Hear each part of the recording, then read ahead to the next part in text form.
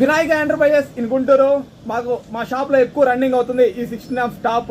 ఎందుకంటే ఎండలు ఎక్కువగా ఉన్నాయి కాబట్టి ఏసీలు ఎక్కువ సేల్ అవుతున్నట్టుంది ఈ 16 amp స్టాప్.